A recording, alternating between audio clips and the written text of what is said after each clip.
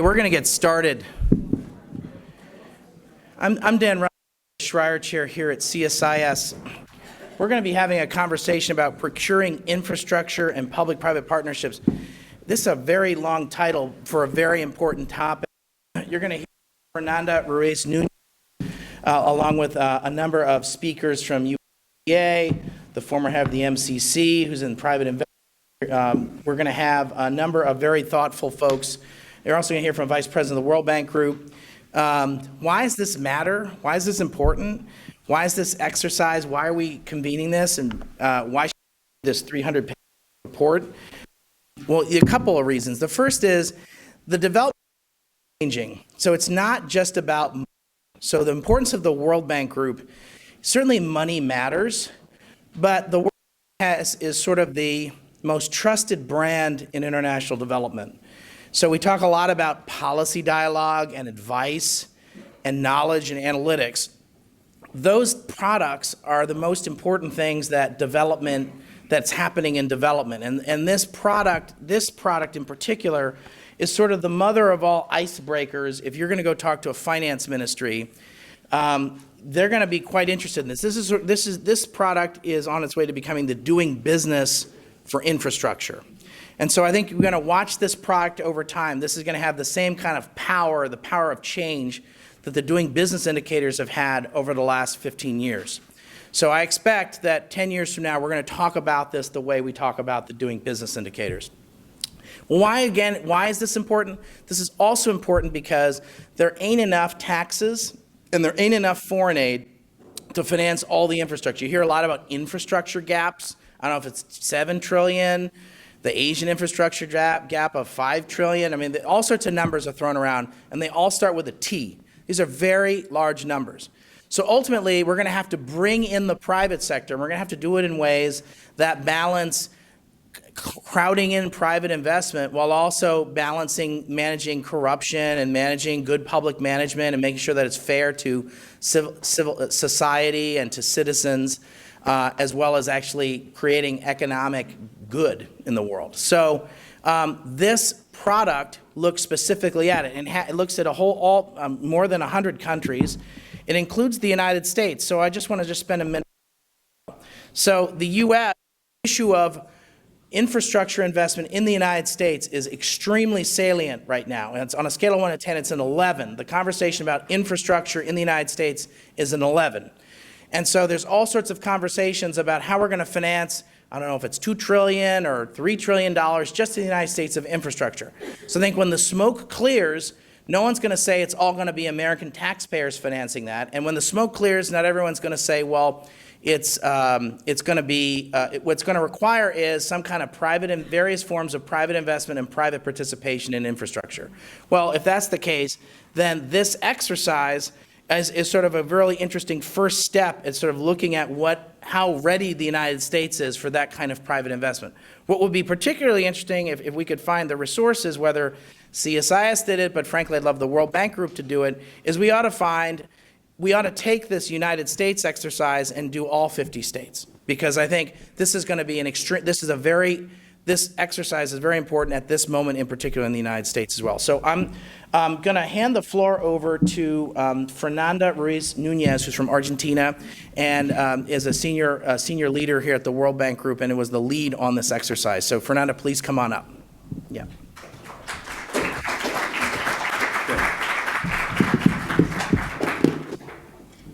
Thank you very much. Okay. So, let me see. Thank you very much for being here today. I will be presenting some of the results of our report, but we have copies there. You can download it from the website, and we have much more than what I will actually present now. We started this initiative in 2014, and what we were trying to do was to assess the legal and regulatory quality to do PPPs, benchmark those against recognized international good practices. Our final goal was really try to identify areas for improvement for the government, and then get PPPs that are efficient, competitive, and transparent processes. So we did a pilot of 10 economies in 2015. We scale up to 82 economies in 2016. And now we basically refine the methodology and we scale up to 135. We cover 5 areas. However, we only scored 4 of them. The first one is really about the legal framework to do PPPs and the existence of a PPP unit and the function that that PPP unit has. However, we don't score that, but about the content that that legal framework. And so we divide that basically in the 3 areas in the project cycle, which is preparation, procurement, and contract management, and I will speak about them in the next slides. And we have a special section on unsolicited proposals. We covered, as I said, 135 countries. This includes all emerging markets and developing economies that have had at least one PPP in infrastructure in the last 5 years. And we have 29 OECD high-income countries that we mainly use for benchmarking purposes. So let me go to the main findings of the report. What you see in this graph, I think, will not surprise you. The higher the income level, the better the performance of the country in the 4 areas that we score: preparation, procurement, contract management, and unsolicited proposal. But what we caught your attention here is that preparation and contract management are the areas that are weakest across income level. These are the scores at the regional level. And what you will see is that mainly OECD and Latin America and the Caribbean always score above average, while East Asia and the Pacific and Sub-Saharan Africa always score under global average. So let me start with preparation of PPPs. In the preparation of PPP, we look at everything that is before the tendering process. And so we will be looking at basically the role of the Ministry of Finance, so all the fiscal treatment of the PPPs. We are also looking at the assessments, and I will have a slide on this later. We also look at that the PPP is consistent with the investment plan of the country, and we also obviously look at measures of transparency during the process and the existence of standardized PPP contracts. So I pick only one point now to discuss here, but obviously we have much more analysis in the website. Basically, this describes. Okay. Is okay there? Okay. So we have basically 7 types of assessments, and that most PPP practitioners will consider are good practice in terms of preparing a PPP. And those 7 are basically fiscal affordability, socioeconomic assessment, environmental assessment, risk identification, financial viability, comparative assessment of value for money, and market sounding for potential investors. And what you will see here is that most countries, more than 80% of the 135 countries that we survey, actually require by law or do it in practice, they actually carry out those assessments. The one that is only done by 50% of the economies is sounding market for potential investors. This is basically to measure the appetite of investors for the PPP, and only 50% do that. The second thing that we measure is the existence or the development of a methodology to carry out those assessments. And this for the practitioners is important because guarantee consistency in the quality of projects, basically across projects, you guaranteed consistency. So you will see that only 1/3 of the economies actually have developed those type of methodologies.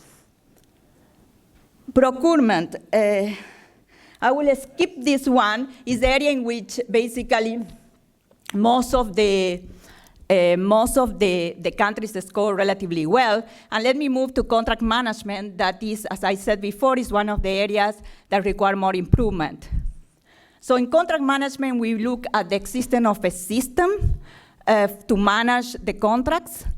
And we look also at the gathering and the disclosure of information at the construction stage, as well as after construction during implementation of the project.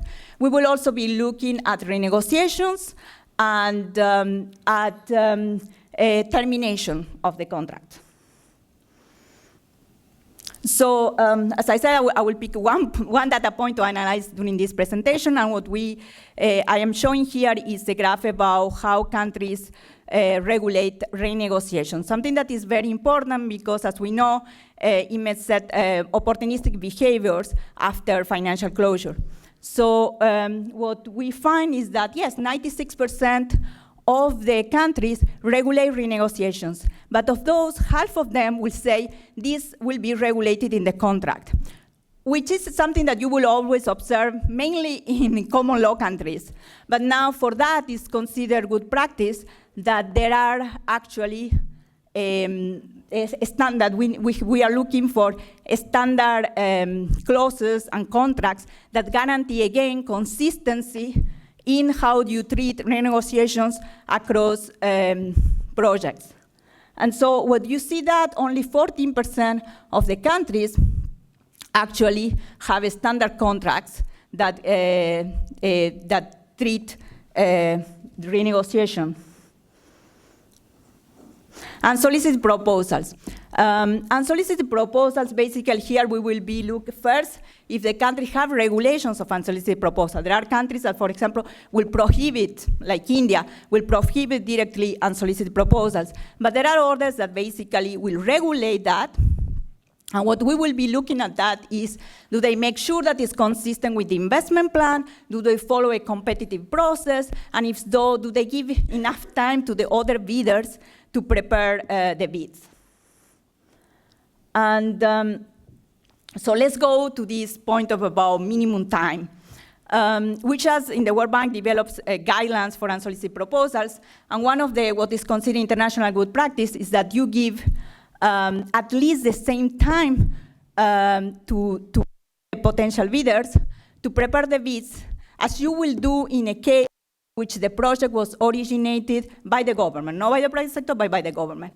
And what we find is that basically in 48% of the economies that we survey, they actually require less time to prepare, to give time bids. What we did in this edition of 2000 was to measure, create an indicator on the transparency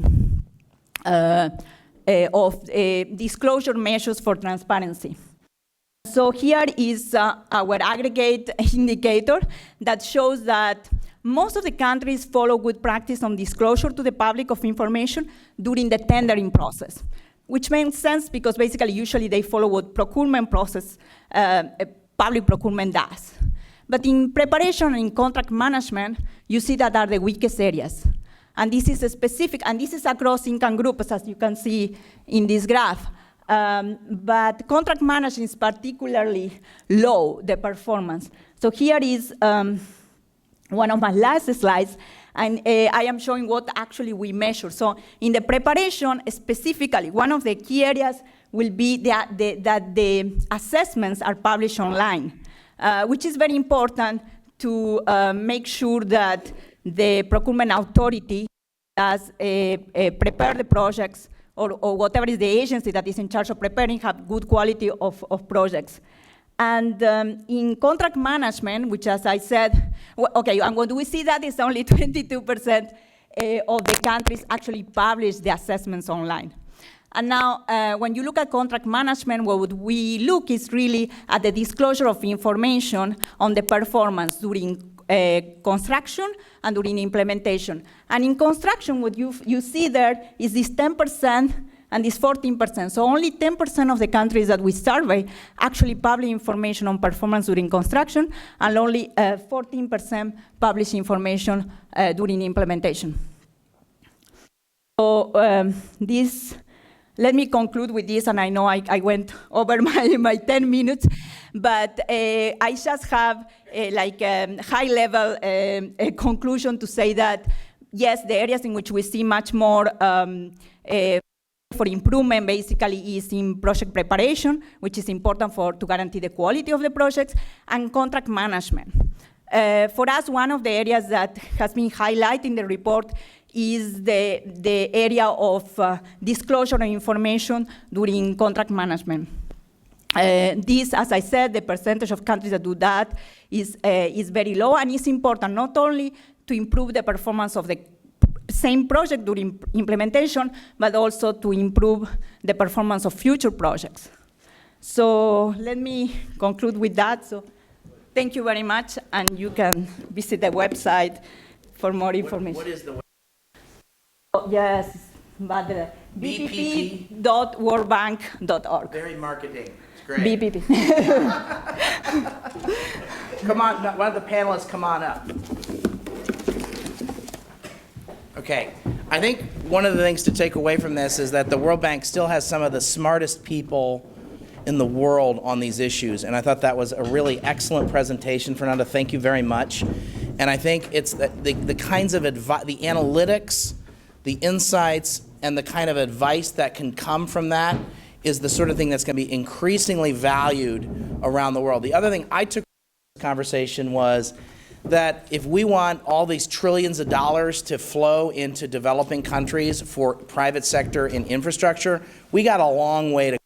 That was my big takeaway, Fernanda. Is that the other thing I should take away from this message? Okay. There's one other message, though, which is that this is sort of, I'm going to classify, this is like version 4.0 of this exercise, right? This is the fourth iteration of this? Version 3, right? So think of this like version 3.0. And if you think about this the way it kind of tracks the doing business indicators took several years to kind of get its story straight, get the methodology just right, make some errors. So this is getting close to, the pictures come into focus here. And so I think this is the first opportunity is to kind of like, as the picture's almost into focus, you've got a lot to share, and we really appreciate you being here. So thanks very much, Fernanda. Okay, so Romina Bandura, I'm going to turn the floor over to you. Thank you, Dan. Good afternoon, ladies and gentlemen. My name is Romina Bandura. I'm a senior fellow here at the Project on Prosperity and Development, and we have an excellent panel today. I'm here with Hartwig Schaefer. He's Vice President at Global Themes of the World Bank. Mitchell Silk is Deputy Assistant Secretary of the Office of Investment and Energy and Infrastructure from U.S. Department of the Treasury. Fernanda, who just gave the presentation, she's a senior economist at the World Bank. We have Tom Hardy. He's Director of Public Affairs and Congressional Relations at the U.S. Trade and Development Agency. And finally, Paul Applegarth. He's Chief Executive Officer of Value Enhancement International.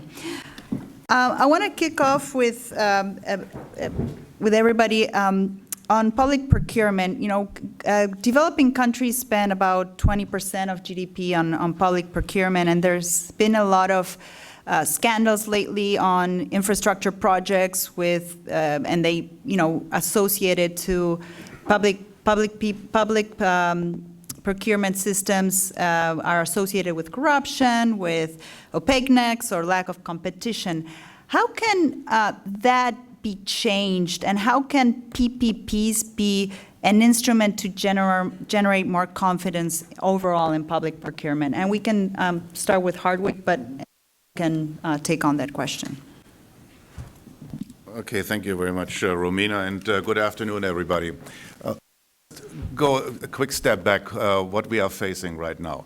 We are facing that about 1 out of 7 people around the globe doesn't have access to electricity. 1 out of 4 people doesn't have access to clean water, and every other person around the globe does not have access to clean sanitation.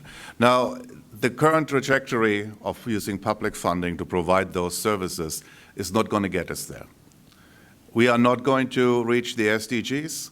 we are not going to succeed as the World Bank on our corporate goals of eliminating poverty and boosting shared prosperity. That's why a couple of years, 3 years ago in Addis, we came to the conclusion that the global development community came to the conclusion that we needed to do a few things. One is to really increase domestic revenue mobilization. And I think this is something that everybody is buying into, and work is going on with regard to taxation and so on. But it also was very clear that we cannot help economies grow and lift people out of poverty without bringing in the private sector. And I think this is reflected in one way or another in what the bank calls the maximizing finance for development.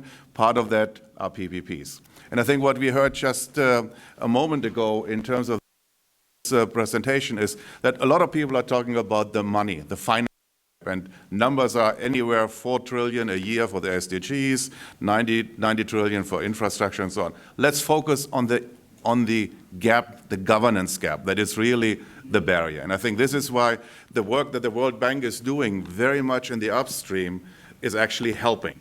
And that is closing a governance gap with regard to making sure that there is more transparency, making sure that there are established processes and methodologies, making sure that when contracts are entered into, they are made available to parliamentarians, to other accountability bodies, to the people at large. And we have some very good examples. If you look at Nigeria, of all countries, Nigeria, Ghana, Kenya, they recently put their PPP, their pipeline, their contracts all on the webpage. I came back from Ethiopia. 5 years ago when I worked there, I would not have been able to talk about the private sector. Now they have a PPP unit, but they also know that they have capacity gaps. And this is where the bank again comes in. We are helping with a framework, help them prioritize out of the 38 projects that they have in the pipeline, make sure that we are going with those that are most likely. We have a whole decision tree tool developed to help countries make the decision. Is this something for the private sector? Do we get value for money? Is it affordable?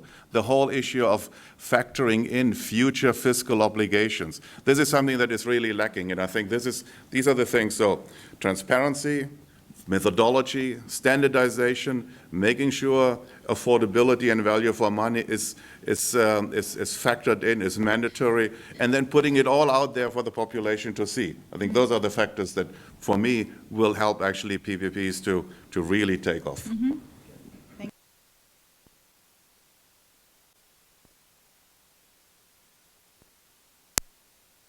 How do you see the role of technology in making PPPs more transparent? Maybe, Fernanda, you can comment on that.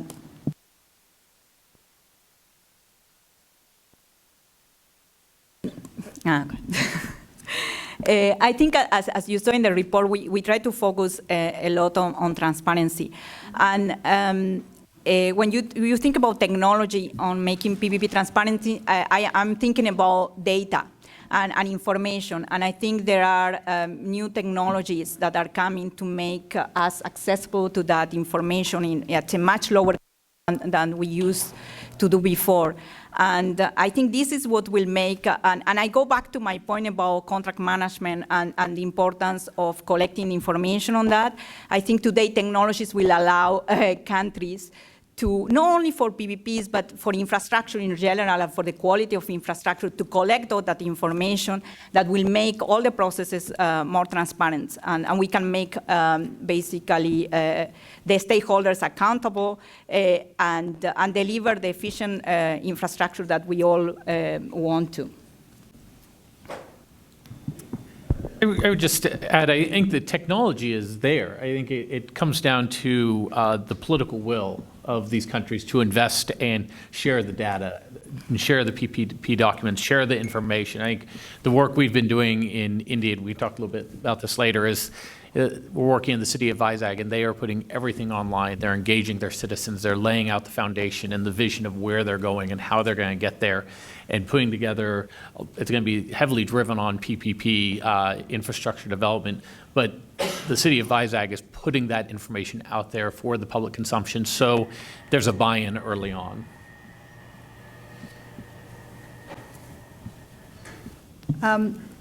One of the issues that PPPs have is structuring them is very hard. I believe like in Latin America, about 10% of public procurement is done through PPP, so it's not a huge amount. What's the first thing that you tackle when advising countries doing PPPs? So what's like the first thing that you would focus on? I mean, it's a general question, but maybe Fernanda Hartwig, if you have any thoughts. I'd be happy to take that because I've been a country director based in the field and actually have been in that situation several.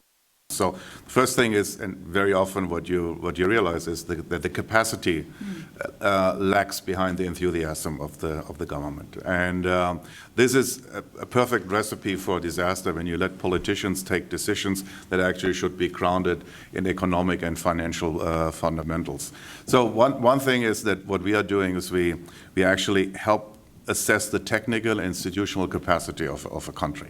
Very often it means setting up a completely new institution from scratch, making sure that regulatory and policy reforms are in place. This is where we have instruments where we actually help the government put that in place. One example is when I was in Egypt 6 years ago, zero renewable energy because there was no feed-in tariff.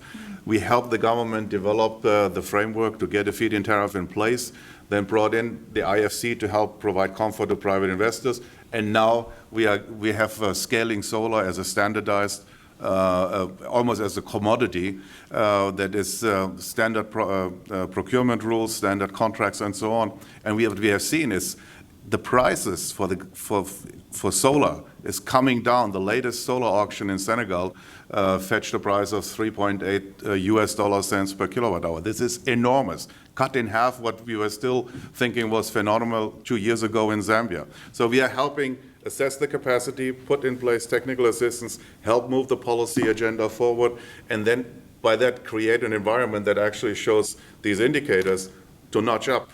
Mm-hmm.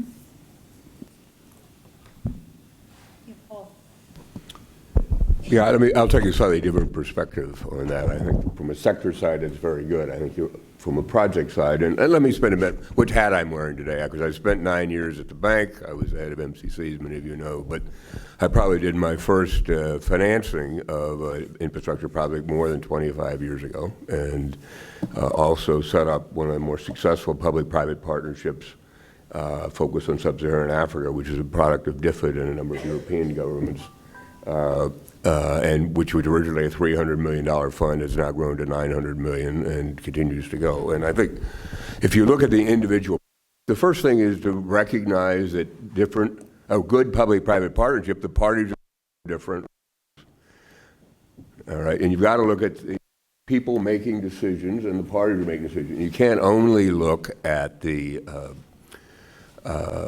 public purpose of it, but you need to look at, if you want to attract the private parties, and I would agree with Hart that this is about the money, but it's also about delivering services to people who won't otherwise get them for many, many years. You have to rely on a public sector utility, particularly in emerging markets that, for all of the other reasons, there's going to be many years before a lot of people could get water or power or telecom or other, if you can bring in private sector participation, private sector financing, but manage in a way that that serves the public good. But you've also got to do it in a way that the private sector is going to respond to. And one of the things that we found was it's best to structure in your arrangements something that promotes the common objectives, but also defends against the worst fears of the parties. And I think if I put it in very crude terms, but I've used this actually effectively, which is that talking to private sector people, they're going to put their money into a fund or into a project, and they're really afraid that they're going to have their money stuffed into really projects that make absolutely no sense, in which they'll get no money and won't accomplish anything. And at the same time, the public sector people are concerned about taking the public sector and raising essentially, in very crude terms. And so you've got to set up things where you've got blocking rights and decision-making process in your that really facilitate and guard against the worst fears of the parties, not so much promote their best fears. And I think a lot of people focus on the objectives of fears. And if you do that, that makes a real difference. One of the fears is a rule of law. And I think the bank has spent time on technical assistance and elsewhere. And PPPs are not a panacea against corruption. I've been in an Asian country where a very good private sector project with international sponsors, some local guys put their cover sheet on it and turned it an exact same project and didn't even change the name of the interior pages, and they were still awarded the project. All right, so that is not a cure. Transparency helps on that. Technology clearly helps if you put that out on the internet. But I think if you really focus when you get to the project sector side, or the project side itself, what are the incentives, the motivations, the protections for each party against what what they want to achieve and what they're fearing? You'll actually do a lot better in terms of a successful project and a successful, sustainable service and entity that delivers what you really want to deliver from a public sector side, which is clean water to people at an affordable price, a good toll road that operates, or a power that goes to people now. They pay an affordable rate, but at least they're getting it versus not having it. Thank you. I wanted to now turn to Mitchell on the work that U.S. Treasury is doing. I know the G20 presidency of Argentina is pushing infrastructure as a big, one of the big three themes. Can you talk a little bit about how you guys are working within the G20 and what other areas you're tackling in PPPs? Yeah, I'd be delighted to. Thanks very much for the opportunity to be here. And I guess I should start out by commending and saying what a very helpful tool the report that we just heard Fernanda describe is to the work of our office. It provides a wealth of great data and some very good access to really a comprehensive survey of a number of the countries that we're concerned with, both in terms of programs that we have going on, but then also macro data that describes trends that are very helpful reference points. So hats off and hearty congratulations to all of the product of the very hard work of the group that put it together.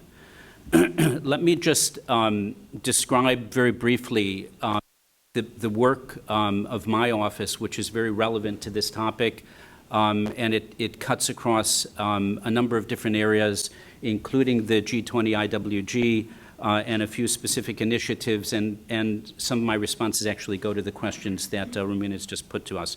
So we're very much at Treasury focused on growth. Growth we look at, particularly in this context, all contexts, but particularly this one because of the numbers and the impact, we're looking at sound and sustainable growth, which is highly important in the infrastructure area. Growth predicated on really two very simple items, one of them being availability of infrastructure products and energy products to consumers, and the second being the affordability of those products. And there are a lot of inputs and issues that are dealt with in the report and that we will and have just spoken about that very much go to this affordability issue, which I think, based in my experience in the private sector, I spent over 30 years running a global energy and infrastructure practice. Really, the focus of my work is on affordability and how you actually achieve affordability of infrastructure commodities. So the specific work that we're doing at Treasury, I could say, falls into four different categories. I would start first at the macro level, which is the work that we're doing in the infrastructure working group within the G20. What we're trying to achieve is a roadmap. We're trying to come up with an architecture and a design of various products that will assist in establishing infrastructure as an asset class. We're hoping by doing that, establishing infrastructure as an asset class, that will in turn bring and crowd in the massive pools of private capital. We're needed. And we heard a little bit in the introduction, the inability of public sector and the inadvisability of public sector to meet those needs. And we also heard about the massive numbers, right? And so let me just take a few reference points and explain the practical implications and the practical importance of why we're so focused on catalyzing private capital. So if we look at the U.S. numbers alone through 2040, the capital demand number is about 3.9 trillion. So if I have the approval of our chair sitting there, let's round up to an even 4 trillion, okay? So that works out to about 162 billion a year of capital required.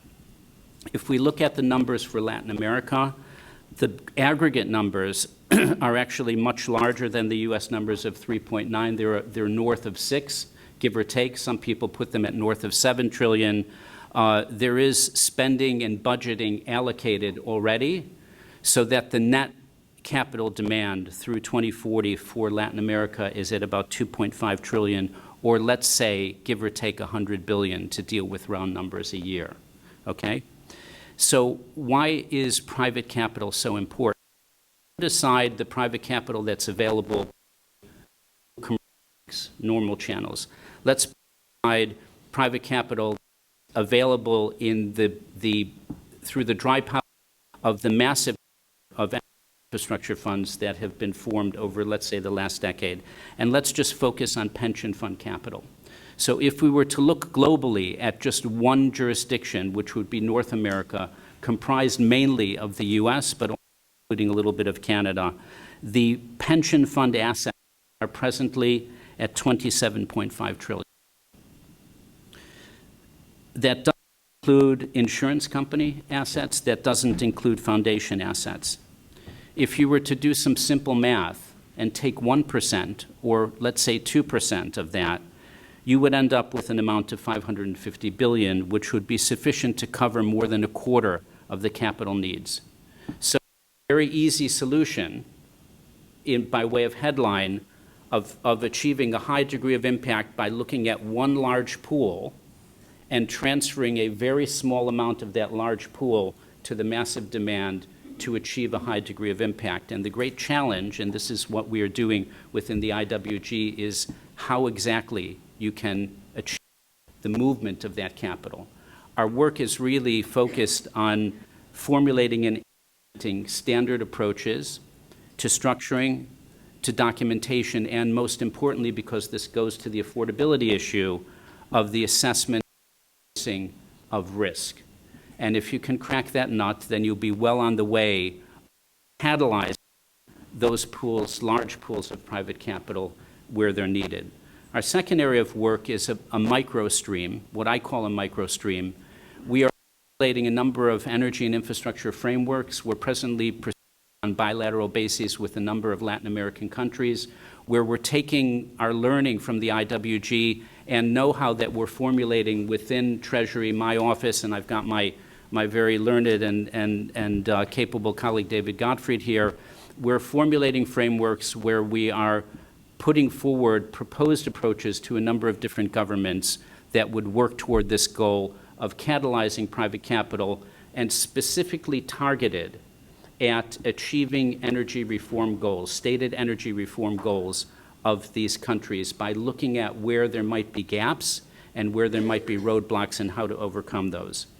There's a financing dimension of our work where we're very active in dealing with export credit subsidies to ensure that governments that support work in the energy and infrastructure area are providing export credit subsidies on a fair basis so that the playing field is level among all of the government financier participants in this area.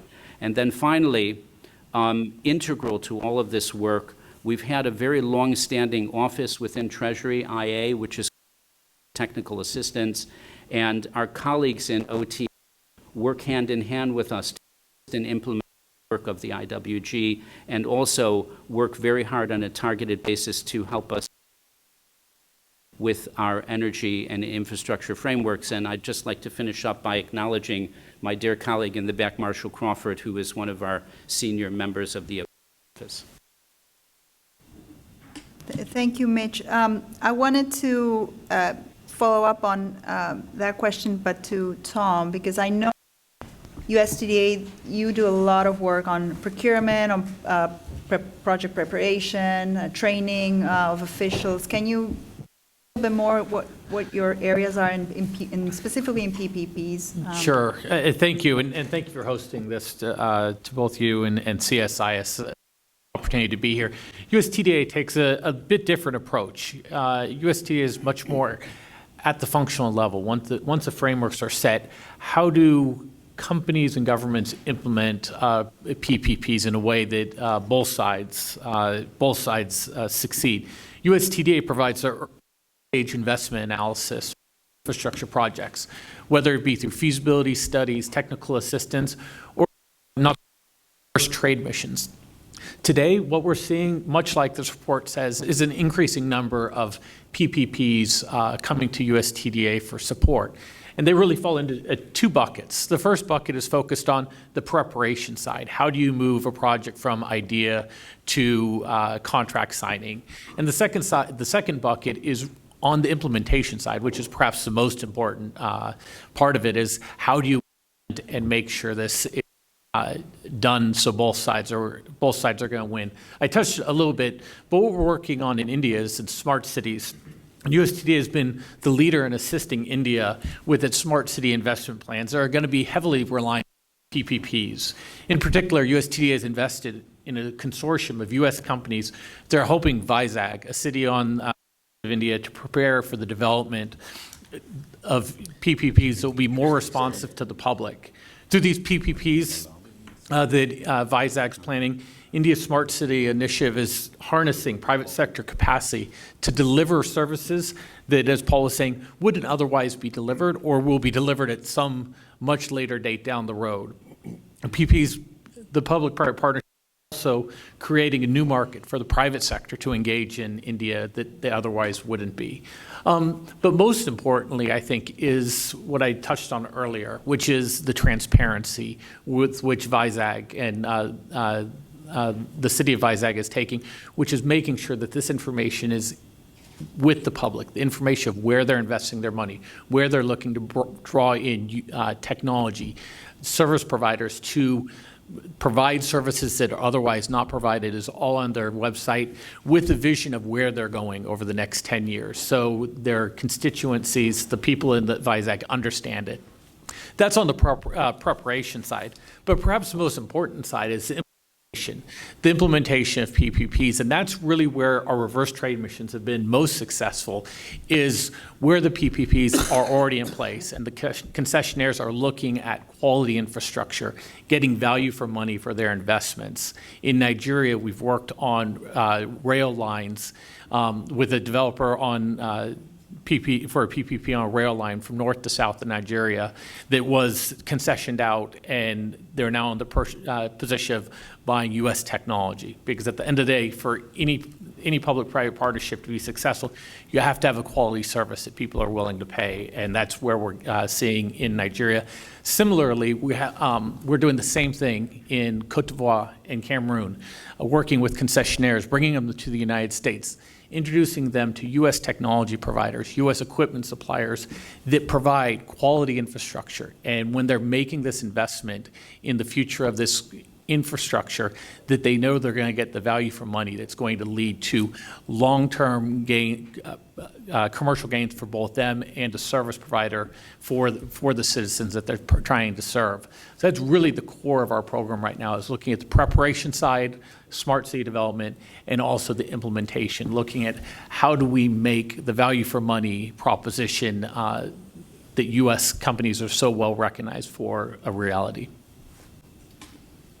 So just to follow up, we talked about state capacity and agencies work, in difficult places. Is there room for PPPs in fragile contexts? How can your agencies work with governments to support, the structuring of PPPs? Can I maybe take a crack at that? So I think the answer to that is really a function of where the particular country is in the development scale. And in a way, that's where this report comes in extremely handy, because from the rankings and the numbers, it's very easy to see just how developed folks are in a particular country. And the report does draw one very interesting conclusion, which is that there's a direct correlation between development and success of PPP. And so I think really the question is, where does the country stand in its macroeconomic development overall? Where does it stand in the development of its legal and regulatory system? The higher up the chain, the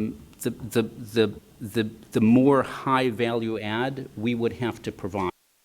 So in other words, if we were dealing with a higher developed country, our office would take a very critical look at that country and say, okay, they're doing well, and we have these 5 ideas that are highly value add, not basic, but that will achieve efficiency, economy through, let's say, technology, okay? The lower the country is on the development scale, the more work we would need to do at really the foundation level of helping the country along with suggestions on macroeconomic reform, so that they can build more capacity and liquidity of long-term debt markets in order to finance the projects. Local financing always leads to more affordability of the infrastructure commodity. The more a country has to bring in foreign financing, which almost by definition would be foreign currency denominated financing, the more pressure financially the infrastructure commodity will have on the consumer. So we would be focused on suggestions on macroeconomic reform, on regulatory reform, on legal reform, and then once the country would hit a certain level, you guys will have to tell me what the number is on your rankings, then we could actually spend more time focusing on some of the great categories of these standards that you've set out of what makes a good PPP system.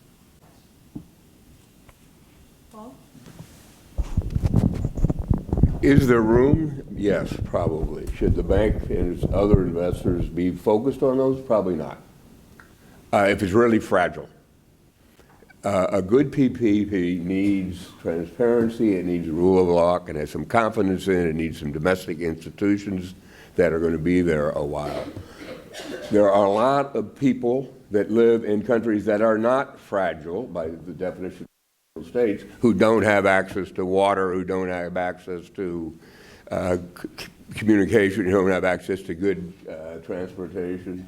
If you want to serve the greatest number and the greatest good with the effort and others, those probably ought to be as the focus, because you can have much more impact on their domestic institutions and on really building something for the future in terms of capacity building, domestic capacity elsewhere, working in those countries, and to use, at the margin, have some pioneers to deal with the fragile states. Is that tough news for the fragile states? Yes, it's tough news for the fragile states. But here you're talking about trying to, not just ODA money, you're talking about private money and others, and are the basic preconditions that a good private sector investor would want looking at a country in a fragile state there, in a fragile state? Probably not.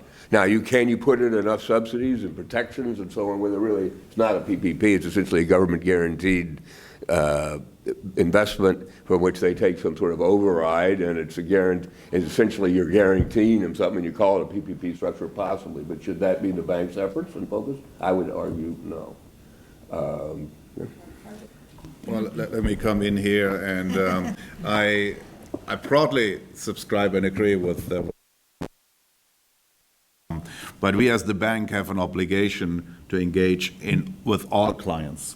In particular, with the IDA 18 replenishment, we are doubling our effort in fragile countries. And that means we cannot be on a linear trajectory just to double the number of projects like we have. We need to find different ways. And I think this is actually the good thing about the unit that I'm heading. Not doing projects, we are not running the relationship with the country. We are actually helping the bank shape and redirect the default. And for us, and since I'm covering climate change, gender, and PPP, private sector involvement, we are bringing that together. And what we have is that even in fragile states, PPPs have a chance of success, but it's a different type of PPP. Smaller scale, very often in the renewable sector, where we are actually coming to a standardization of the projects.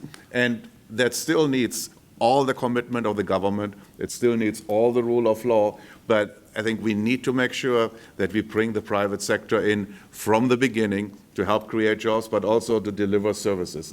I've seen it. I've been to the Congos. After fragility, there was no water coming out of the faucets. There was no electricity to the houses. We need to make sure that the people, even in fragile, just post-conflict situations, have access to those services. I would agree with that. I just would say that most of your efforts, I mean, you should be working on those. You serve all clients, and I think private sector will respond to that. If I can advance a little bit, I would think the bank could spend more time looking at unsolicited PPP proposals, how best to evaluate those and to deal with them. Because you look at a lot of countries have their wish list for projects. And fortunately, if TDA is involved, they're probably more rational than some of the lists. But well, we saw one African country that had a list of power projects, but basically they were things that the power company didn't want to do and didn't see any reason to, so they said, well, we'll let the private sector bid on these. Well, no private sector country is going to bid on those. But there are private sector investors that will participate and go to the work to try to do come up with a PPP that makes some sense. What it's deterrent to them, though, is that they spent all this time and effort to develop it, to mitigate the risks, and come up with a proposal. If their fully structured project then gets totally put out to bid, and anybody else can come free ride in on them and undercut. They don't get compensated for their efforts they put in. So I think some way for the bank to really have criteria to look at unsolicited PPPs to reward those companies that have taken the risk. Look, if you meet certain parameters or tests, we'll let you go ahead with it, and you will get extra credit in the bidding process way to take care of it. That would, to allow them to go ahead with it. I think that would be a good idea. Actually, Paul, the unsolicited proposals has been preoccupying the large number of my team, of my colleagues, and coming out with a guideline, because it is really something that we need to tackle, and we need to get a hand. And if you look at the report, I think Fernanda didn't mention it, but the country that we surveyed actually require the proposal to be made public and how they deal with it. It is something in the PPP arena that we need to handle. So one final question before I open to Fernanda. You talk about the enabling environment for PPPs and how higher GDP countries have better enabling environment. Do you see the same and we talked about implementation, do you see that correlation of enabling environment and higher PPPs on the ground? You also have a very good database on public-private partnerships. So is there a correlation, and can you talk about the trends? Okay. Yes. So we did some correlations between basically the quality of the regulatory framework and the number of PPPs and the volume of investments reaching financial. I want to clarify that part of our data is about projects reaching financial closure, and you find that correlation. I strongly believe that when you do reforms that improve your regulatory framework, basically. You will see that impact really much in the long term, because preparing projects takes a lot of time, especially PPPs. And I think the areas when you try to improve the regulatory framework, what you will reach is more than having more PPPs reaching financial closure, is that you get projects actually getting the results that you expected to have, and it's about outcomes. It's about efficiency gains of the PPP. So I think this is the area in which we will need more data to show that, but definitely there is correlation. We have also do another analysis with financial closure and rule of law, and we find that correlation. But as I said, probably the reforms will show when countries go and improve their regulatory framework, we will see those in a couple of years. Okay, we'll open up the floor to Q&A. Thank you for all your comments, and I'll take 2 questions. Okay. I've got one. Dan, Okay. of course. So I'm Dan Rundy, I'm at CSIS. So I want to ask Mitchell, Tom, and Paul. So, okay, you look at this report, and I'm sure you've read it cover to cover in the last 20 minutes since you got it. But could you each talk about, like, okay, from where you sit, you're as an investor, Paul, Tom as a doer, as an agency that does stuff, and then the Treasury Department that does big G20 communique policy stuff that's related to this. Could each of you say, okay, how would you use this from where you sit? So Mitchell, why don't I start with you? So you sit in those big meetings that have communiques and stuff. How will you use this document?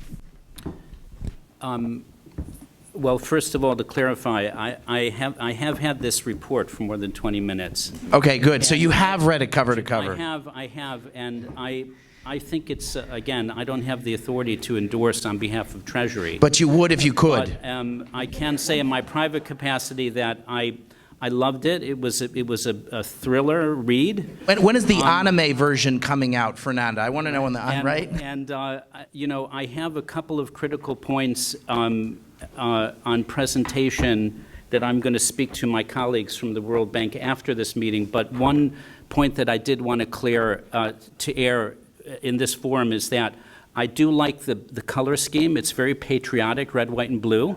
That always works for me too, like but in addition to the color scheme, how will you use this? But I do want to suggest pastels for the next round. Pastels, yeah. I'm going to suggest light blue because it's Argentine light blue works well. But Mitchell, how will you use this in your day job? Let me cover 2 areas. There is the macro work in which we're engaged. And so the report will be extraordinarily helpful to assist us in understanding the position in the countries with which we are working and where they stand in terms of the development of their P3 frameworks, okay? But beyond that, we're not just doing macro work. Through the energy and infrastructure frameworks, where we hope to achieve some real practical impact through projects. And our Undersecretary spoke here at CSIS about 6 or 7 weeks ago, and he spoke about one of our programs, which is America Crece, which is designed to yield over $100 billion of actual investment opportunities that this gentleman will be able to assist with in terms of TDA resources and other resources that are focused on unleashing value in various countries through specific investment and trade opportunities. So when we're working with a particular country, and in Latin America, we're working with Brazil, we're working with Colombia, we're working with Peru, Chile, Panama. For each of them, we now have some excellent reference data that will help guide and direct our work. Thank you very much. Okay, so Tom, you're in the doing business. How are you going to use this? How is your agency going to use this? Thank you, and I have likewise had this for more than 20 minutes. But I You think, like the color scheme? fair enough. I think the most important for us is that USTDA has traditionally been the business of the early investment analysis to get major infrastructure projects financed and open up markets for exports of U.S. goods and services. What we've seen over the last couple of years is an increased engagement in PPPs. And I think looking at the back, in particular the back, at a country-by-country level, I think this is going to be critically important for our regional teams, our program staff, as they're looking at PPP structures, ideas for projects coming forward, to look at the indicia that are laid out in the back of this report on a country-by-country level to make an informed understanding. This is an area that is relatively new for us in the PPP space. Is this like business development for TDA? I don't know if it's business development as much as it is knowledge development. And as we're moving into this space, is to better understanding, knowing where the opportunities are. Where are the countries that have the right structure in place that we should be looking to develop more of the, so maybe it is in a roundabout way, as we see countries that have the policies, regulations in place that lead to a stronger PPP environment, it may open up opportunity for us to find different projects than we otherwise would have. Paul, thanks for being here. So you're an investor, and you helped set up this fund before you had your prior two lives. You also had a life, you stood up the MCC, the Millennium Challenge Corporation, which a lot of the work of the MCC is about infrastructure. And it's about, when you look at the analytics of constraints to growth in countries that get compacts from the MCC, oftentimes the constraint to growth is infrastructure. So could you just, wearing your MCC hat, perhaps, and wearing your investor hat, when you look at this report, what's your reaction to it, and how would you use it if you were either at the MCC, and how would you use this as an investor? Well, first on I think you can give the MTC some credit, but I would give the credit to the countries because they're the ones who chose infrastructure. In other words, with the model, but no, that's very important because early 2000s, those of you who are old enough, infrastructure was a dirty word. Looking at return on investment was a dirty word. The word profit was obscene. The point is that, but when you put it to the countries, what do you need? They say, well, we certainly need funds for women's education and health, but what we really need is a road. Or we need a power, and it helps shift the dialogue. When you gave the country choices as to what they wanted to do, and that's what MCC, they earned the right to pick their projects, compacts. And so the shift to infrastructure was driven by the partner countries, all right? So MCC may get some credit, and designers of MCC may get some credit for setting up a process that allowed the partner countries to pick the choices, but it really comes back to the country saying, look, we've got, and so, but Assuming that, Paul, that the country picked infrastructure, Yeah. how would you use this report if you were at the MCC? Assuming that they had the agency and they were choosing, how would they use this report? Well, it comes partly to who your audience is. That's why the hat is. And I think this is, first of all, it's commendable for its comprehensiveness. To get this, the number of countries and the amount of detail is really quite helpful. I think as an individual country partner, looking at your countries and seeing how you're rated is probably very helpful to really understand that. I think from a private sector investor, it also could help. It does help in terms of what you want to do. I know the bank has trouble ranking countries, but other people can based on this, and picking and choosing. There are certain countries that will be more attractive to investors based on their rankings than others. And so I think from those perspectives, it's pretty good. I think it's a little less helpful from a general policy side because, at least, and to be fair, I picked the report up when I walked in here, so I've had it. But I did read the executive summary and the summary of the executive summary, and that is they are less useful than the report itself in terms of what do I do with this and what are the operational recommendations that I can take and what kind of decisions I can take based on this. What should I be doing tomorrow morning when I've read this report? What as a country officer or president or international official, what am I supposed to be promoting in these countries? When you dig into the details, see what the bank has used in their ratings, it's very helpful. That doesn't come through in the summaries. It doesn't come through in the in sort of the overview. And I think that's your audience. That's your audience. And so that becomes an operational document. And they can pull it off the shelf and say, hey, we're not doing very well back here. What should we be doing better? And you end up with teams that say improve our scores in the countries. Certainly at MCC, we saw that response. So I would say that. And then the private sector can use the screens to decide, if they're foreign capital, decide where they may want to deploy it. Okay? As one of their tests. Can I just add a follow-up to the policy point? From where we're sitting, actually, the report is a very helpful tool in one critical aspect of our work, which is to say that, a lot of the times when we engage with governments and propose a specific infrastructure energy program, the response that we get is, well, we're already doing this. Why do we need it? Or how is this going to help us? And the simple answer is that the more value we can add, and the better we can help you shape and develop your system, the more capital you're going to be able to attract easier at a cheaper price. And so if you take the report, and it'd be good to kind of show scaled countries, starting low ranking up to high ranking, right? I mean, because you have the numbers here, right? So what you could say is, well, boys, if you're in the 20 or 30 category and you want one of these, well, these fellows at the World Bank have a bunch of standards. It's right at page whatever it is, and there's maybe 3 or 4 pages of the standards. If you want more money and you want it cheaper, then this is what you have to do. Okay. We have a very eager woman over there. Please, can you hand the mic? Please state your name and affiliation. No, we're recording. Hi, good morning. I am Annie Kayaban Wilderman. I have been a trainee of CSIS and they didn't even know it. I am founder and CEO of SWOPOW RED, Siopaw, Smart Women, Smart Power.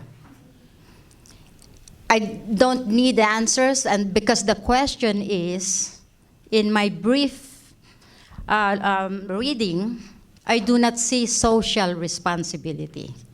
And I think it's a very, very important thing in our minds, and we need to get together so that our infrastructure projects, I manage USAID money in the Philippines, okay, from cradle to grave, 24 years with the Navy.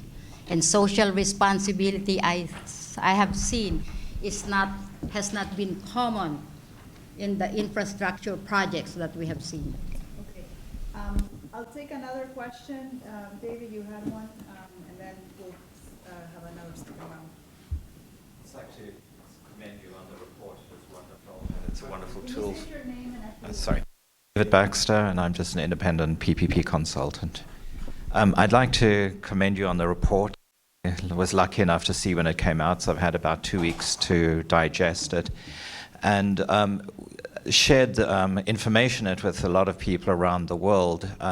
One thing that it was from Nigeria, the question was asked, and then also PPP institutions in the United States, is when you have large countries like the United States or India or Nigeria, which have federal governments and they have decentralized PPP activities because each state or federal state has its own practice or policy, you will get to the situation that the information is great, but it can be very, very, how would you call it, misleading for certain states within those federal countries or for regions or for ministries or sectors. And the comment was made that it'd be really great, if there could be deep dives into certain countries, for example, like the United States, because many people have said to me, what's it like being a PPP practitioner in the United States? And I say, well, it's almost like operating in 50 different countries because there's such a diversity. I just wonder what could be done to encourage member countries of the World Bank to actually sponsor or work closely to do those deep dives so that there are sub-reports using the parameters and the factors or the steps that you've identified, and do that on a state-by-state basis, because California is not Louisiana, and Louisiana is definitely not Virginia. Okay, the question on social responsibility and the subnational component. I don't know if, Fernanda, you want to take a stab on that? She's not here? No, okay, I will say that what we did this year was to include in this edition questions about public consultation and basically social assessments. But so we have that data in our website. If you go, you can find information. We didn't really score that because usually in the regulations enter very close to the environment regulations. And so we didn't have that specific part separated, but I think we have the information, and it's something that we look forward to improving the next edition to actually be able to distinguish the two areas. And the issue of subnational has been a big issue for us because obviously we don't have, getting the resources to do 135 countries has been already tough enough. So if there are countries in which basically PPPs are not done at the federal level of the government, which is the case of US, also the case of Australia, in which we only look at New South Wales. And obviously, we are giving a very partial view of what is the reality of the states. But for us, getting the resources to do for all United States is difficult. My management is here, so if we get the resources, we will definitely do that. Okay, any more questions? Yes, the gentleman over here and the gentleman, okay, David Bloomgarden. Yeah. Hi, my name is Dave Buffalo. I'm a former military strategist turned corporate strategist focusing on emerging markets. I'm very interested in how best to use this knowledge to incentivize countries to become more stable, to establish better governance. My first question, I've got two. One is for Fernanda. What emerging market countries stood out as practices that you could use? Anecdotally, from what I've been dealing with, I thought that Chile was amazing. Very standardized, where they didn't have to reinvent the wheel at every PPP that they created, transparent. And even to Mitchell's point, they had used the pension fund to invest in a PPP that built a toll road, and then realized that people were happier to pay the toll knowing it was securing their retirement, or things of that nature. The second thing was more to Hartwig's, and on the notion of incentivizing countries. I highly agree with Paul about not investing as much in the fragile states. And as a military strategist, I spent tons of time in Afghanistan, Iraq, Somalia, but there's a difference between frontier markets and fragile states. And what I've noticed, like you even mentioned, Hartwig, Zambia. Did a lot of work with Zambia, and it's a phenomenal country. For Sub-Saharan Africa, has a half a century and more of peace, a quarter century or more of democracy, and not sometimes you have to air quote democracy in Sub-Saharan Africa, but I mean like legitimate transition and peaceful transition of power, where it's not fragile, but definitely a frontier market that could definitely benefit from this. If you do invest quite heavily in the frontier markets, but not the fragile states, could it not incentivize the fragile states to establish better institutions, better governance, better things as a mean, while at the same time you're aligning the incentives of the private sector of what they're worried about or looking at? Thank you.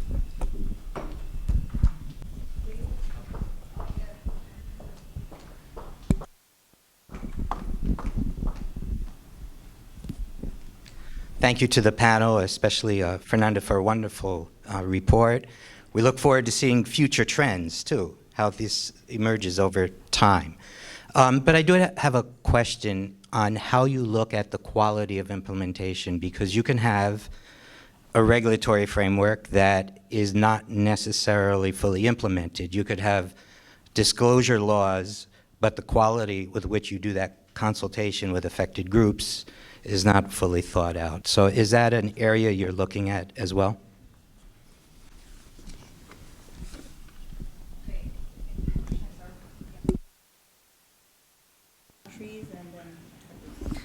Okay, on the countries, I will agree with you with Chile, but I always, maybe because I'm Argentinian, like I see is an OECD country, high-income country. So look at Colombia, for example. Colombia stands out, and I think we work in Latin America, we know that Colombia is a country that has been doing PPPs for a long time, but they score very, very high. So it's a country that I would prefer as an example as Chile, because Chile, we know that is much more mature economically. So I think that is, but also, for example, for me, one of the areas that I think we should do much more effort is in contract management and on disclosure of information, and Paraguay did an amazing work on that. So it's a score really high in terms of transparency. And we know it's a small country, it's a small economy, and still they do an excellent work on transparency, and they score really high on transparency in our report. So I will take those two examples. With respect to what I guess the question is more about what happened, what is the law versus what happened in practice. And this obviously has been one of the main limitations of the report. We do ask our contributors about, does this happen in practice? And this year we did an extra effort with respect to the previous edition, in which we tried to actually collect more disaggregate data on what is happening in practice. We try to give a recognition to that, and you probably saw in some of my slides in which I have, basically, there is a regulatory basis versus a case in which actually happen in practice, even though they don't have the regulatory basis to do it. So we do have that. The limitation for us is more about regulations are very easy for us to go and validate. So our contributors will say, yes, this is in a clause number, I don't know what, of the law, and this is an environmental law, so it's very easy for us go and validate that information.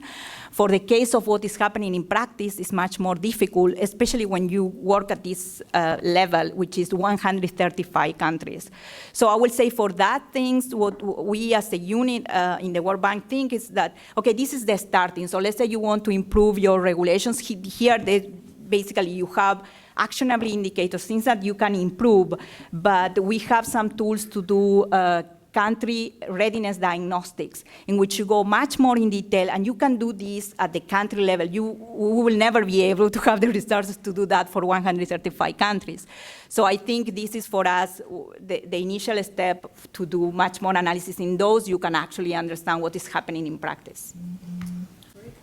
Let me just say a little bit about countries' fragility, fragile states, and Zambia. For us in the World Bank, as I said earlier, we need to serve the full client segment. And so what you see in terms of our interventions for South Sudan is going to be different from Zambia, from Mexico. I know Zambia, my first mission in the World Bank in February 1990 was to Zambia. You couldn't buy a bar of soap there.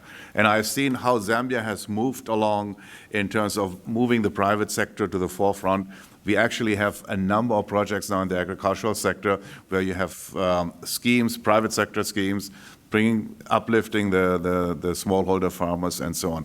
So what we are doing, and this is where the World Bank's country engagement model is very important, we are doing a systemic country diagnostic that looks at what are the barriers to growth. And there are going to be different barriers in Ghana compared to Colombia.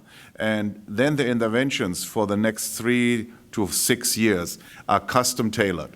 And I would venture to say that, yes, in fragile states, we are focusing on the private sector, but it's more on the institution building, getting policies and regulatory frameworks in place before we actually have the IFC come in with investments. So you see that on a continuum. And I think what this reflects is this is a long haul. This is not something that happens over 12 or 18 months. This is 6, 7, 8, 10 years of a development process where we will have where we kind of take a couple of steps forward, but we'll also fall back. Not every time it is a linear trajectory. But this is the engagement where we have to be continuous and stay with the client. Thank you. Unfortunately, we ran out of time, but I want to thank everybody for coming, and especially the panelists for your insights. And please, let's give a round of applause for all the panelists.